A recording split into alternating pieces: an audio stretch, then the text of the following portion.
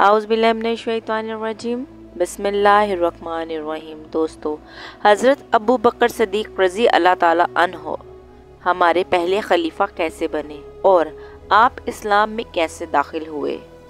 आज की इस मज़ेदार वीडियो में मैं आपको हज़रत अबू बकर सदीक़ की इस्लाम में दाखिल होने की तफसील बताऊंगी। मगर हस्बे मामूल मेरी वीडियो शुरू करने से पहले आप तमाम लोगों से गुजारिश है कि अगर आप लोगों ने मेरे चैनल को लाइक और सब्सक्राइब नहीं किया तो सबसे पहले मेरे चैनल को लाइक और सब्सक्राइब कर दें और इसके साथ लगा रेड कलर का आइकन बटन प्रेस करना ना भूलिएगा। नॉलेज की दुनिया 1 से मैं हूं आपकी होस्ट फातिमा महमूद। तमाम देखने और सुनने वालों को अस्सलाम वालेकुम। हमारे प्यारे आका नबी पाक सल्लल्लाहु अलैहि वसल्लम की उम्र मुबारक का 40वां साल और नबूवत रिसालत का ऐलान होने का वक्त बहुत ही करीब था। उस वक्त हज़रत अबू बकर सदीक़ रज़ी अल्लाह ताला अन्हा मक्का के दयानतदार और फयाज ताजर थे। उस वक्त उनकी कोई हैसियत न थी और उनका मुल्क शाम में तिजारत के लिए आना जाना लगा रहता था। आपको मुल्क शाम में तिजारत के लिए जाना था और आप अपने सफ़र पर रवाना हो गए और उनके साथ उनका एक गुलाम भी था। आखिरकार कई हफ्तों के तवील सफ़र के बाद आप मुल्क शाम पहुंच गए। एक दिन शहर से गुजरते हुए उन्हें शाम हो गई। आप परेशान हो गए और आपको ये फिक्र थी कि रात होने से पहले हम किसी जगह पर पहुंच जाएं। कुछ दूर चलने पर आपको कुछ फासले पर ईसाइयों का एक कलीसा नजर आया। आप खुश हो गए और आपकी ऊँटनी ईसाइयों के कलीसे के पास जाकर रुक गई। रात के सन्नाटे में इंसानों की आवाज़ सुनकर उस कलीसे में से एक शख्स बाहर आया और दरियाफ्त करने लगा कि आप कौन हो और यहाँ क्या कर रहे हैं। हज़रत अबू बकर सदीक़ रज़ी अल्लाह ताला अन्हा ने फरमाया कि मैं अरब का एक ताजिर हूँ। हम रास्ता भटक कर यहाँ पर निकल आए हैं और हमें कलीसा में एक रात गुजारने की इजाज़त दे दें।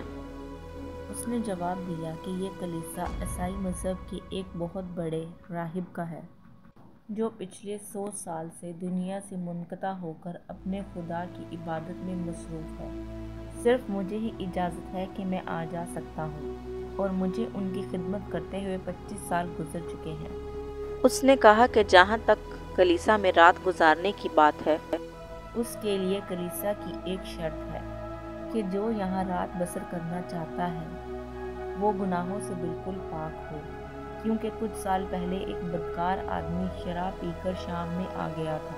उसे इजाज़त दे दी गई, वो यहाँ से चला गया मगर उसकी नहुसत का साया यहाँ बहुत अरसे तक पड़ा रहा। इसीलिए ये शर्त है कि जो यहाँ रात गुजारे उसका दिल गुनाहों से पाक हो। इस बात पर हज़रत अबू बकर सदीक़ रज़ी अल्लाह ताला अन्हा ने फरमाया कि ऐसे कैसे तुम्हारे आका इस बात का अंदाज़ा लगा लेते हैं कि कौन गुनाहगार है और किसका दिल गुनाहों से पाक है, क्योंकि किसी के माथे पर गुनाहों की मोहर नहीं लगी होती। उसने कहा कि मैं सिर्फ इतना जानता हूँ कि मेरे आका बदकार लोगों को महसूस कर लेते हैं तो वो नेक आदमी को भी ज़रूर पहचान लेंगे। फिर हज़रत अबू बकर सदीक़ रज़ी अल्लाह ताला अन्हा ने फरमाया कि तुम जाओ और मेरे मुतल्लिक़ अपने आका को आगाह करो। अगर वो इजाज़त दे देंगे तो हम कलीसा में एक रात कोने में बसर कर लेंगे और सुबह होते ही हम वापस चले जाएंगे, और अगर उन्हें कोई एतराज़ हो तो कोई बात नहीं। वो शख्स कलीसा में दाखिल हुआ और अपने आका से कहने लगा कि 2 शख्स अरब से आए हैं, एक आका और एक दयानतदार गुलाम लग रहा है।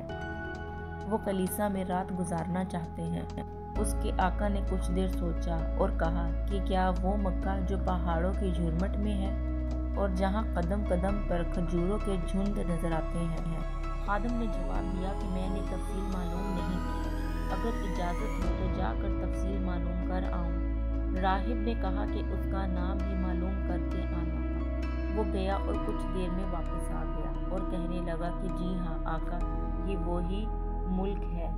और ताजिर ने अपना नाम अबू बकर बताया है। یہ سن کر وہ عیسائی راہب کچھ دیر سوچنے لگا تھا۔ اس کے پاس جو کتاب موجود تھی اس کے بوسیدہ ورق پلٹنے لگا تھا۔ پھر اس راہب نے کہا کہ جاؤ اس کے والد کا نام بھی دریافت کر کے آؤ۔ وہ پھر واپس گیا اور آپ کے والد محترم کا نام دریافت کرنے لگا۔ حضرت ابو بکر صدیق رضی اللہ تعالیٰ عنہ نے جواب دیا کہ میرے والد محترم کا نام ابو قحافہ عثمان ہے۔ دوستو، آپ کو بتاتی جاؤں کہ یہ وہ وقت تھا کہ جب نبی پاک صلی اللہ علیہ وآلہ وسلم نے نبوت کا اعلان ابھی تک نہیں کیا تھا۔ جیسے ہی اس کے خادم نے اپنے آقا کو نام بتایا، وہ راہب اٹھ کھڑا ہوا اور کہنے لگا کہ جاؤ اور انہیں جلدی سے میرے پاس لے کر آؤ۔ حضرت ابو بکر صدیق رضی اللہ تعالیٰ عنہ اس کے پاس پہنچے۔ پچھلے کئی 100 برس کا بوڑھا راہب جس کے جسم پر بس ہڈیاں ہی تھیں، وہ خیر مقدوم کے لیے کھڑا ہو گیا۔ حجرے میں قدم رکھتے ہی ایک مدھم سی آواز آئی، اگر تم وہ ہو جس کی چند نشانیاں میرے پاس موجود ہیں، میں تمہارا دیدار کر کے اپنی خوش نصیبی اور بڑھاؤں گا۔ یہ کہتے ہوئے اس راہب نے اپنی لٹکی ہوئی پلکوں کو اپنے ہاتھوں سے ہٹاتے ہوئے اور چراغ کی مدھم سی روشنی میں حضرت ابو بکر صدیق رضی اللہ تعالیٰ عنہ کی وجود کا جائزہ لیا اور کتاب کے اوراق پلٹے، پھر کبھی چہرے کے خد و خال دیکھتا اور کتاب کے اوراق پلٹتا، پھر بولا کہ اگر زحمت نہ ہو تو اپنے دائیں ہاتھ کی کلائی میری آنکھوں کے سامنے کر دو۔ کلائی پر اس کی نظر پڑتے ہی اس کے جذبات بے قابو ہو گئے اور لرزتے ہوئے ہونٹوں سے انگلیوں کا بوسہ لیتے ہوئے کہا، اگر اجازت ہو تو میں تمہیں امیر المومنین حضرت ابو بکر صدیق کہہ کر پکاروں۔ حضرت ابو بکر صدیق رضی اللہ تعالیٰ عنہ نے کہا کہ میں کچھ سمجھا نہیں۔ اس کے بعد حضرت ابو بکر صدیق رضی اللہ تعالیٰ عنہ نے غصے میں کہا کہ کبھی ہمارے مکہ کے جغرافیہ کے بارے میں دریافت کرتے ہو، کبھی میرا نام، کبھی میرے والد کا نام پوچھتے ہو اور کبھی میرے جسمانی خد و خال کا جائزہ لیتے ہو۔ ایک عمر رسیدہ کو یہ باتیں زیب نہیں دیتی۔ اگر رات بسر کرنے کی اجازت دینی ہے تو دے دو، ورنہ ہمارے لیے آسمان کا سایہ ہی کافی ہے۔ یہ کہہ کر حضرت ابو بکر صدیق رضی اللہ تعالیٰ عنہ پلٹے تو اس راہب نے ان کا ہاتھ پکڑ کر انہیں روک لیا اور بولا کہ جلد ہی تمہارے شہر مکہ میں آخری رسول نبی کی رسالت کا سورج طلوع ہونے والا ہے، اور راہ زمین کے محترم سے میں مذاق نہیں کر سکتا، اور بائبل کی روشنی میں آخری نبی کی نشانی موجود ہے۔ اگر آپ چاہو تو میری پلکوں کے سائے میں بھی رات بسر کر سکتے ہو۔ یہ سن کر آپ رضی اللہ تعالیٰ عنہ تیزی سے پلٹے اور دوسرے کمرے میں جا کر لیٹ گئے، اور تمام رات وہ ان باتوں کو سوچتے رہے، پر ایک پل کے لیے بھی انہیں نیند نہ آئی۔ صبح کو جب آپ رخصت ہونے لگے تو بوڑھا راہب نے آپ کی پیشانی کا بوسہ لیا اور روتے ہوئے کہا کہ جب تمہاری زندگی میں فیضان الہی کی صبح کا سورج طلوع ہو تو مجھے اپنی دعاؤں میں ضرور یاد رکھنا۔ آپ رضی اللہ تعالیٰ عنہ تیزی سے مکہ کی جانب نکل گئے۔ مکہ میں داخل ہوتے ہی آپ کو ابو جہل نظر آیا۔ ملاقات کے بعد اس نے آپ کو ایک خبر سنائی اور کہا کہ تم غالباً ایک لمبے عرصے کے بعد مکہ لوٹ رہے ہو، تمہیں نہیں پتا یہاں پر بہت کچھ ہوا ہے۔ ابو جہل نے طنز کرتے ہوئے کہا کہ تم عبداللہ کے بیٹے کو تو جانتے ہی ہو، جو اپنے قبیلے میں وہ معزز اور ہر دل عزیز ہے، سارا شہر اس کی شرافت کو مانتا ہے، لیکن تم حیران ہوگے یہ بات سن کر کہ وہ چند دنوں سے ایک عجیب بات کہہ رہا ہے۔ کہتا ہے کہ میں اللہ کا آخری نبی ہوں اور آسمان سے فرشتے اترتے ہیں اور میرے پاس وحی لے کر آتے ہیں۔ وہ کھلے عام ہمارے آباب و دین کی مذمت پر اتر آیا ہے۔ فی الحال تو ابو طالب کی ضمانت پر ہم نے کوئی کارروائی نہیں کی ہے، مگر جیسے ہی ابو طالب نے ان کی ضمانت چھوڑ دی تو مکہ کی زمین اس پر تنگ کر دوں گا، نعوذ باللہ۔ حضرت ابو بکر صدیق رضی اللہ تعالیٰ عنہ نے ابو جاہل سے جان چھڑاتے ہوئے کہا، فی الحال تو میں لمبے سفر سے لوٹ رہا ہوں، میں گھر جا کر آرام کروں گا اور اس کے بعد میں کوئی فیصلہ کروں گا۔ پھر حضرت ابو بکر صدیق رضی اللہ تعالیٰ عنہ اپنے گھر پہنچے۔ رات کی باتیں اور ابو جہل کی باتوں کا تعاقب میں سامان رکھتے ہوئے ابو طالب کے پاس پہنچے اور نبی پاک صلی اللہ علیہ وآلہ وسلم کے بارے میں دریافت کیا۔ پتہ چلا کہ آپ وہ قریب کی پہاڑیوں کے پاس تشریف لے گئے ہیں۔ ایک نامعلوم شوق میں جیسے ہی وہ قریب کی پہاڑیوں کے پاس پہنچے تو کیا دیکھتے ہیں کہ میرے پیارے آقا صلی اللہ علیہ وآلہ وسلم ایک چٹان پر تشریف فرما تھے۔ آپ کے چہرے مبارک سے نور ٹپک رہا تھا۔ قدموں کی آواز سنتے ہی نظر اٹھا کے دیکھا اور مسکراتے ہوئے ارشاد فرمایا، مبارک ہو تمہارا آنا۔ غیر مقدم کا اندازہ بتا رہا تھا کہ وہ یوں ہی بیٹھے ہوئے تھے، انہیں کسی کے آنے کا انتظار تھا۔ آپ علیہ السلام کی نبوت کے بعد پہلی ملاقات تھی۔ نبی پاک صلی اللہ علیہ وآلہ وسلم کا چہرہ مبارک مسرتوں سے جگمگا رہا تھا۔ اے ابو بکر، آپ صلی اللہ علیہ وآلہ وسلم نے فرمایا کہ اے ابو بکر، کلمہ حق کی طرف بڑھنے والوں میں سبقات لے جاؤ، پیچھے مت ہٹو، آخری نبی تمہیں اسلام کی دعوت دے رہا ہے، اسے قبول کر لو۔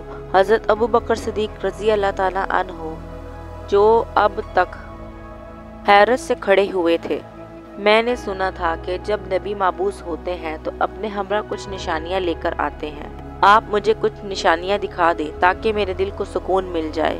حضور نے فرمایا کہ نشانیوں سے گزر کر بھی اب بھی تمہیں نشانیوں کی ضرورت ہے؟ کلیسا کی رات کو یاد کرو، اس کو گزرے چند دن ہی تو ہوئے ہیں۔ میری رسالت کی تصدیق کے لیے کیا وہ رات کافی نہیں؟ کیا اس دن تمہیں بوڑھے راہب نے کیا پڑھ کر سنایا تھا اور پھر وہ غبار تمہیں یہاں تک کھینچ لایا؟ میری رسالت کے اقرار کے بغیر بھی تمہاری تسکین کا کیا کوئی سامان ہو سکتا ہے؟ حیرت کے عالم میں حضرت ابو بکر صدیق رضی اللہ تعالیٰ عنہ پر ایک سکتہ طاری ہو گیا۔ سارا وجود حقیقت کے جذبات سے شرابور ہو گیا۔ جذبات بے قابو ہو چکے تھے۔ اب مجھے کسی اور نشانی کی ضرورت نہیں، میرا دل پہلے ہی ایمان لا چکا تھا۔ زبان سے بھی کلمہ حق کا اقرار کرتا ہوں کہ آپ اللہ کے آخری نبی ہیں، اور اس طرح اسلام کے عقیدے کا اظہار کر کے پہلے مسلمان علماء حضور میں آ گئے، اور وہ امیر المومنین حضرت ابو بکر صدیق رضی اللہ تعالیٰ عنہ کہلائے۔ آپ خلفائے راشدین میں پہلے خلیفہ ہیں اور مسلمانوں کے امین ہیں۔ امید کرتی ہوں کہ آپ کو حضرت ابو بکر صدیق کے بارے میں سن کر بہت اچھا لگا ہوگا۔ اگر میری ویڈیو پسند آئی ہے تو ہمیشہ کی طرح میرے چینل کو لائک اور سبسکرائب کریں، اور میری اسلامک ویڈیو کو اپنے فرینڈز اینڈ فیملی کے ساتھ لازماً شیئر کریں۔ نالج کی دنیا ون سے میں ہوں آپ کی ہوسٹ فاطمہ محمود۔ تمام دیکھنے اور سننے والوں کو السلام علیکم۔